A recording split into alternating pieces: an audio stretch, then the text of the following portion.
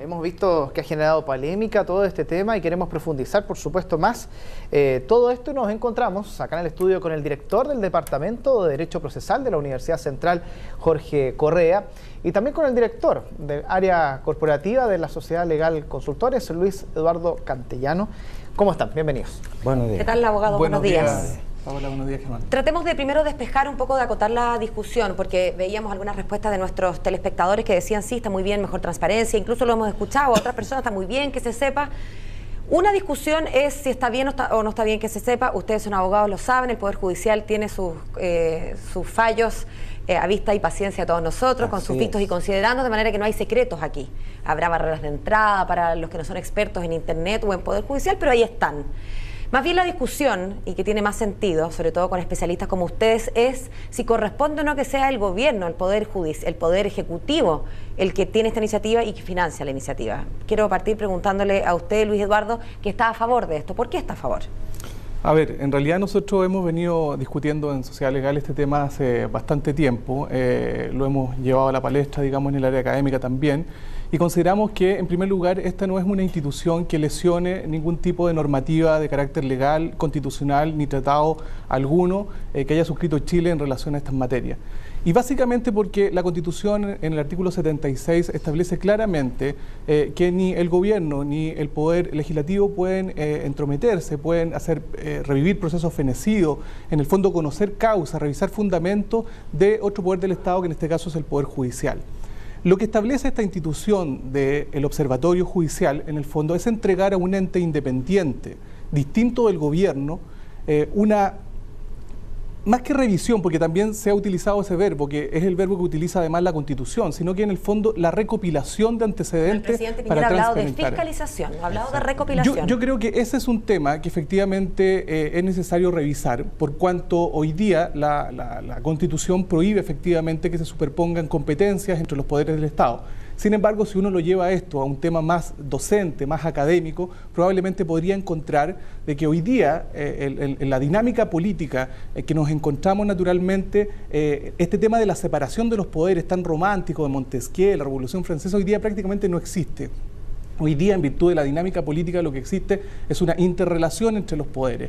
Luis Eduardo, ya vamos con usted. Luis Eduardo, perdón que insista, la separación de los estados, de los poderes del Estado está consagrada, pero también está consagrada los controles cruzados, digamos. No se puede hablar de tres estancos, ¿no es cierto?, que estén funcionando por separado. Pero yo le vuelvo a preguntar, ¿le parece correcto que el Poder Ejecutivo fiscalice los fallos de los tribunales? Porque así lo ha dicho el propio presidente de la República, con ese verbo. A mí no me parece correcto de que un poder del Estado, como el Poder Ejecutivo, fiscalice a otro poder, sobre todo que es el Poder Judicial. Lo que se ha propuesto con esta institución, tanto en el programa político de la candidata Evelyn Matei y lo que finalmente se ha manifestado en la prensa, es precisamente la creación de un ente independiente y autónomo que fiscalice, que en el fondo revise, que en el fondo exponga a la ciudadanía de manera fácil, de manera absolutamente detallada, cuáles son los fallos, que por cierto no son todos los fallos, son ciertos fallos que tienen una connotación nacional importante, e incluso no tan solo se está refiriendo al ámbito de la delincuencia, sino que se está refiriendo también a ámbitos, por ejemplo, medioambientales. Hace muy poco hemos visto fallos que realmente llevan a pensar a las escuelas de derecho, a quienes nos dedicamos a este tema, a pensar, digamos, qué ha pasado, por ejemplo, con el procedimiento de un recurso de protección vinculado al tema de la central termoeléctrica Castilla, que terminó, disculpe Paola, en una conciliación entre las partes. Entonces, ¿quién entiende eso? Bueno, ahora vamos con usted, Jorge Correa. Lo decía su colega que es importante estudiarlo a nivel de universidad, pero sabemos que a nivel de las universidades se puede acceder. Y también creo que le llamó la atención el lapsus lingüe que sufrió su colega cuando dijo fiscalización, claro, que parece ser el gran punto de discordia, esa es la gracia. ¿Sabe por qué? Porque yo le digo una cosa. ¿Cuál es la finalidad de crear esto? Los tribunales, como bien lo decía usted al comenzar, son públicos. Hace ratito nuestro sistema procesal penal es público, cualquiera, colegas de ustedes, van al centro de justicia, entran y salen de la audiencia sin problema. Todas las universidades, en todas las carreras, tienen bases de datos con lo que está sucediendo. Y tienen la página del Poder Judicial reconocida como una de las mejores de América, en que están todos los datos. ¿Cuál es la finalidad de esto? Porque hay que ver de dónde viene el origen. El origen de esto que sale del famoso observatorio judicial que le han llamado este engendro, ¿cuál es? el tema que sucedió con la denominada toma del Senado, en que bailaron algunas personas arriba de la mesa y criticaron mucho a un juez, incluso faltándole el respeto, tratándolo de descriteriado, porque a los jueces les dicen cualquier cosa y ellos no tienen la posibilidad de defenderse, tienen que aguantar nomás. Bueno, a raíz de eso salió.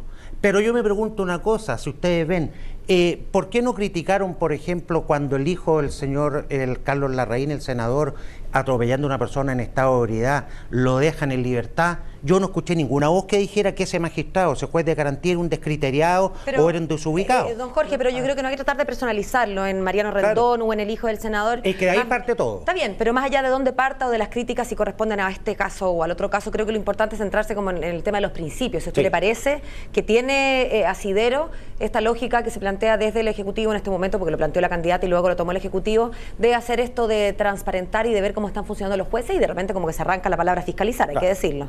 Yo creo que el sistema, como le decía recién, está transparentado y es absolutamente indebido porque tanto la Constitución Política como el Código Orgánico de Tribunales y el Código Penal lo sanciona como delito la intromisión en lo que es el Poder Judicial. Es verdad lo que dice el colega, que ya ese concepto romántico de la separación de poderes, pero a nosotros en la Escuela de Derecho nos enseñan y enseñamos que se habla de funciones. Hay función jurisdiccional, función legislativa, función ejecutiva, porque el Estado uno solo que se entrecruzan.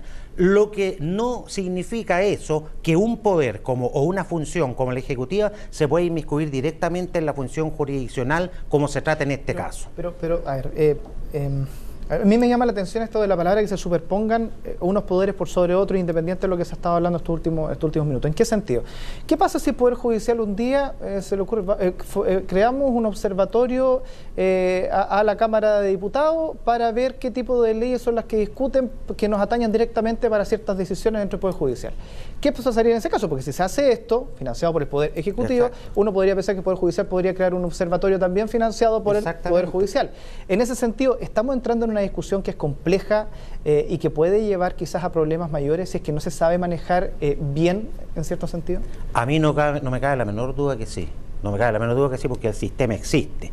Y la sola finalidad de crear este que le han denominado elegantemente observatorio judicial es lisa y llanamente, digámoslo con todas sus palabras, formar una lista negra de los jueces que a cierto sector político no le gusta cómo resuelven, porque usted debe saber que los jueces los nombran después del Poder Ejecutivo, de ternas que manda el presidente, la Corte Suprema o las Cortes en tratándose de otros casos. Entonces resulta que ese funcionario, ese juez que esté en esta lista negra, lisa y llanamente no va a ascender. ¿Y para usted, Luis? La verdad de las cosas es que yo creo que acá se ha creado una discusión casi inoficiosa, producto de que, en primer lugar, la institución que se está planteando primero, se encuentra en uno de los proyectos, digamos, de políticos de una de las candidatas a la presidencia, en primer lugar, y en segundo lugar, lo que ha manifestado el gobierno es su intención de aplicar una institución que hoy día, en primer lugar, no existe, que se pretende instaurar en esta primera etapa con una marcha blanca, que se ha elegido de manera directa y que probablemente podríamos discutir quizás la forma de elección de la institución que va a realizar esta recopilación, esta información. Pero yo voy al fondo del asunto, Germán, Paola. Básicamente, hoy día los poderes del Estado lo que pretenden es entregar mayor información. Chile está accediendo, digamos, a grupos económicos y a grupos internacionales muy importantes como la OCDE. Existen ciertos parámetros precisamente de entrega de la información. Tenemos una ley de transparencia, tenemos una ley que de alguna manera nos ayuda a nosotros a entregar mayor información a la gente. Hoy día tenemos una ciudadanía empoderada que precisamente en teoría demanda mayor información. Lo tiene el Congreso en su página web respecto de las leyes que va dictando, un resumen ejecutivo, leyes de carácter fácil, nombres populares, precisamente para que la gente acceda y conozca cuál es la legislación que en ese sentido le atañe. ¿Por qué no hacerlo con el Poder Judicial si ya sabemos que efectivamente esta recopilación de antecedentes lo realizan hoy día editoriales a través de gacetas jurídicas, fallos del mes, entre otros? Entonces, lo que se pretende acá es politizar una decisión que hoy día es una información de carácter pública. Y en ese sentido a nosotros nos parece absolutamente inoficioso estar hoy día cuestionando una institución que en primer lugar todavía no ha nacido y ya obviamente comenzar, digamos, a discutir si es procedente o si no es procedente. Y en segundo lugar, probablemente en lo que yo estaría quizás de acuerdo con el colega es establecer un criterio de financiamiento que no provenga tal vez del Ejecutivo, sino que se establezca, digamos, quizá en una partida presupuestaria de la ley de presupuesto y efectivamente sea una institución elegida a través de algún otro mecanismo, alguna licitación. Pero la idea me parece absolutamente clara, insisto, sobre todo por temas no necesariamente vinculados de carácter delincuencial, sino que a temas importantísimos. No nos olvidemos, insisto yo, de algunos fallos que han sido realmente dignos de estudio de las facultades de Derecho de las universidades chilenas. O sea, discutir recursos de protección. Hoy día pareciera ser de que el Poder Judicial es un poder sacrosanto, que no se puede absolutamente opinar ni pronunciar absolutamente nada.